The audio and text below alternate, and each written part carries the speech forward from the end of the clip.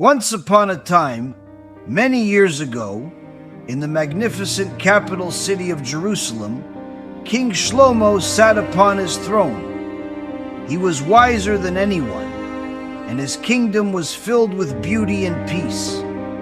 King Shlomo had a daughter named Ketsia. She was a beautiful, wise, and kind-hearted girl. Her hair shone like gold under the sun's rays, and her voice was soft and pleasant. All the people of the palace knew her for her generosity and the smile that always lit up her face. One day, when Ketsia had grown up, King Shlomo sat in his grand chamber, asking himself, "Who will be the man who will marry my beloved daughter?" He called for the high priest and commanded him to consult the Urim and Thummim to learn of her fate. But the answer from the Urim left him in shock. A poor and destitute young man with neither name nor title will be the husband of the princess. The king's heart sank. My dear daughter, he thought to himself, deserves a king, not a poor man. King Shlomo sat down to devise a plan to ensure that his daughter would not marry such a humble man, and an idea sprang to his mind.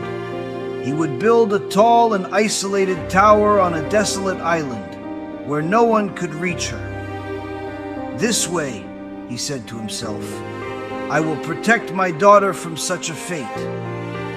The king called 50 of his most trusted servants and ordered them to sail to a faraway, barren island in the middle of the sea. There, he said, you will build a tall tower whose walls will touch the sky. No stairs, no doors, only a temporary ladder to help raise my daughter. And when it's finished, do not tell anyone about this place. The servants set off on a grand ship, carrying heavy baskets of stones and tools.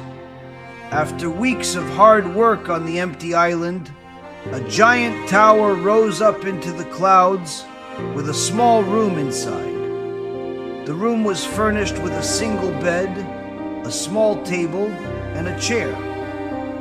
When the servants returned to Jerusalem and informed the king that the task was complete, King Shlomo called for his daughter. My dear daughter, he said gently, I know you are a good and faithful girl. I am sending you to a distant place for a time. My servants will take care of all your needs, but you must be patient. Ketsia, who loved her father dearly, nodded in understanding. I have always honored you, Father, and I will always do as you wish. She packed her clothes and belongings and prepared for the sea journey to the secret tower. When they arrived, Ketsia climbed the ladder that had been placed to the top of the high tower. The servants bid her farewell, removed the ladder, and left her alone in the room at the tower's peak. But King Shlomo did not want his daughter to lack anything. He called for a great and strong eagle, his old friend. My faithful eagle, he said, every day take the finest food from my kitchen and bring it to my daughter in the tower. The eagle nodded, and every day it soared high through the clouds, carrying a small basket of fresh food and clear water, and left them on the tower's balcony. Ketsia, the beautiful and kind princess, sat alone in the tower, surrounded only by the chirping of birds and the sound of waves crashing against the shore. But in her heart, she felt peace. Perhaps I am alone, she thought to herself, but I have my Hashem, and I have my dreams. One day, my fate will be clear. And then, just when it seemed the tower was the quietest place in the world, something wonderful happened that turned everything upside down.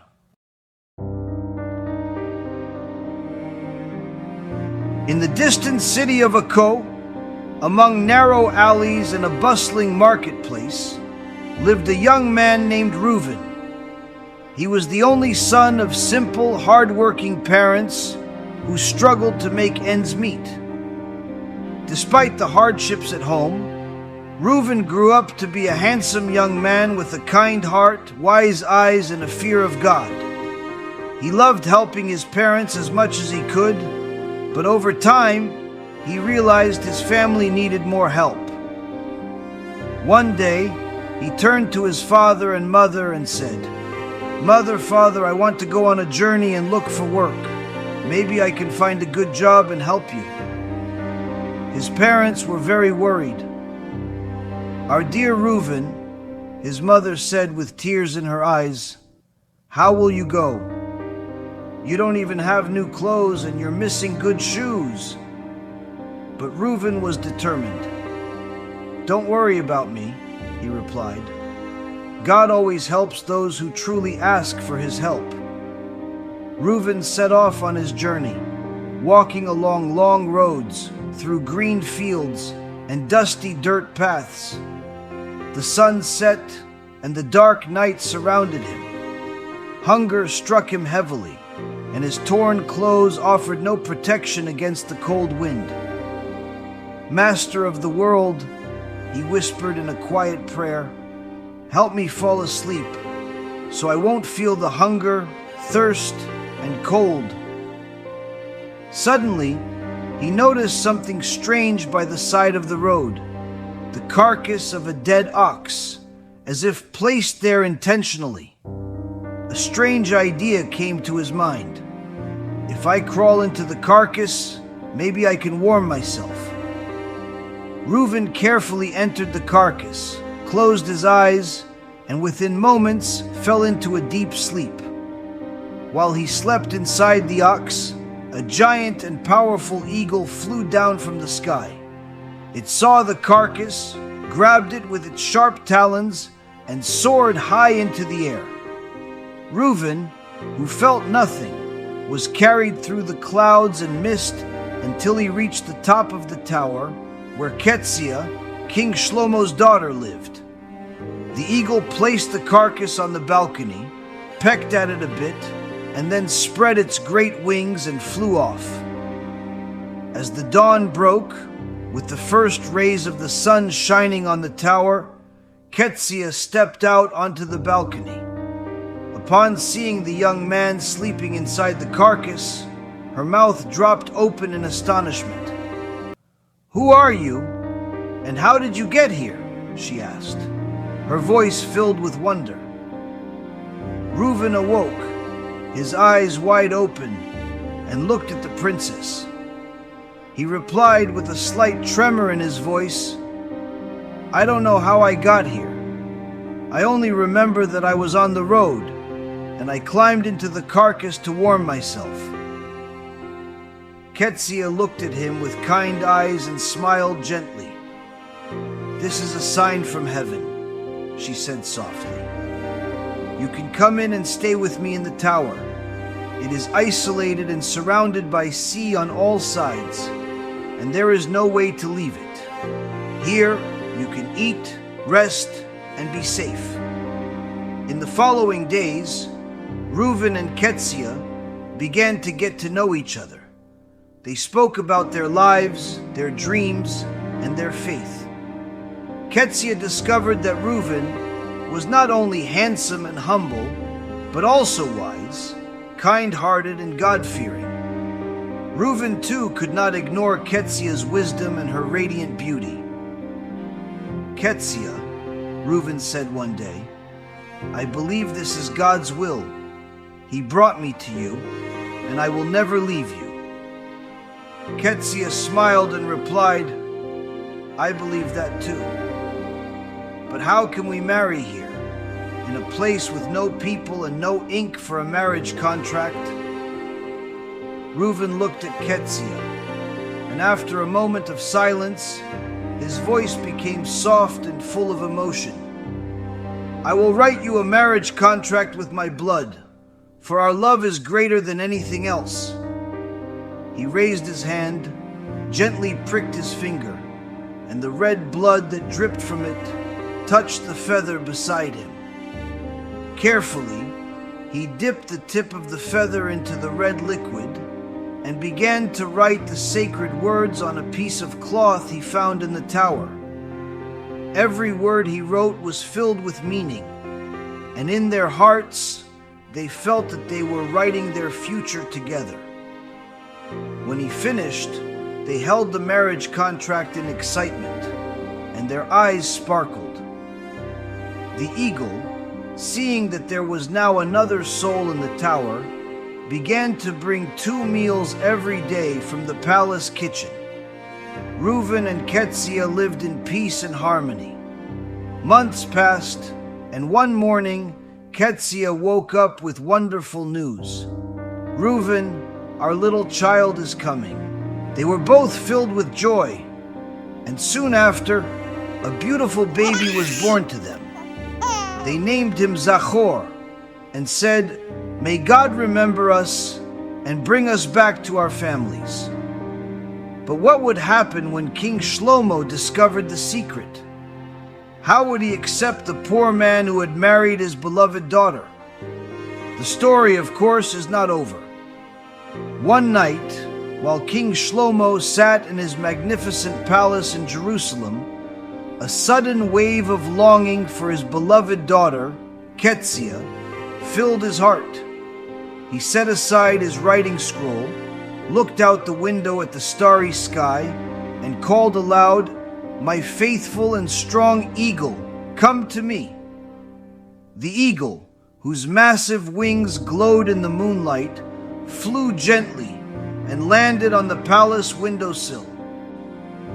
"What is your wish, my king?"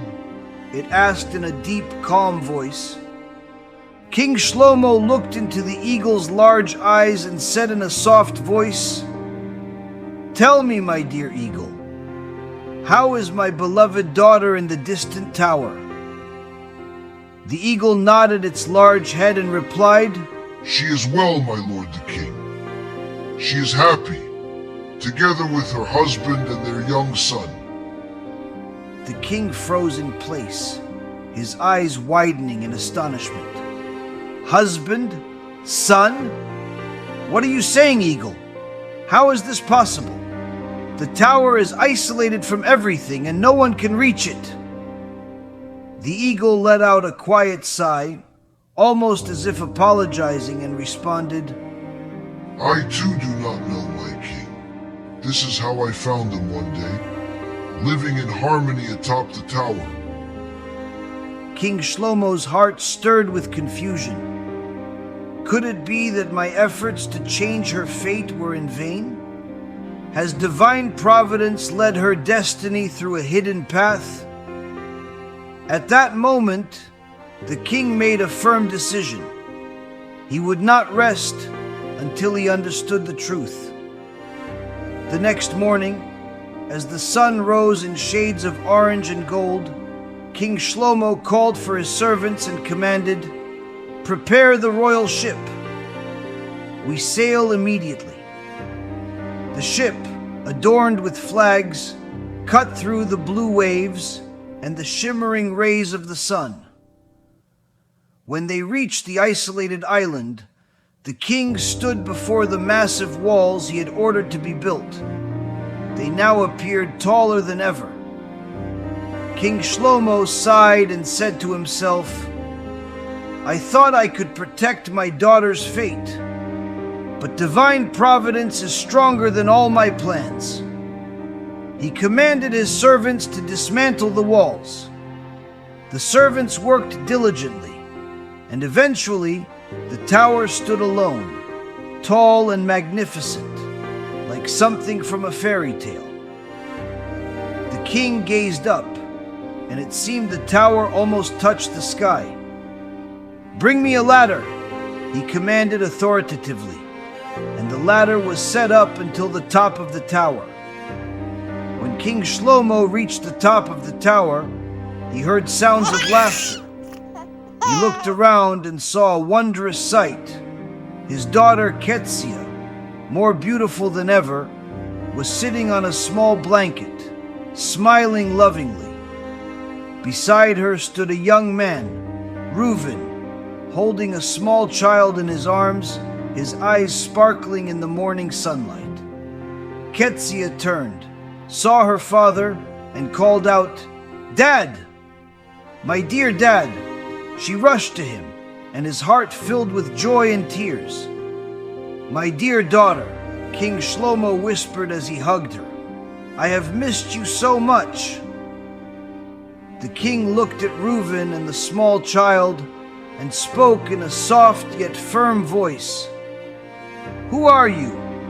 And how did you manage to reach the top of the tower, which has no path?" Ruven lowered his gaze and honestly shared his story. The long journey, the hunger, the eagle that carried him, and the miraculous meeting with Ketsia. Ketsia excitedly added to the story about their love, their marriage sealed with blood, and the birth of their son, Zachor. King Shlomo looked at them with his wise eyes and understood that this was not a coincidence.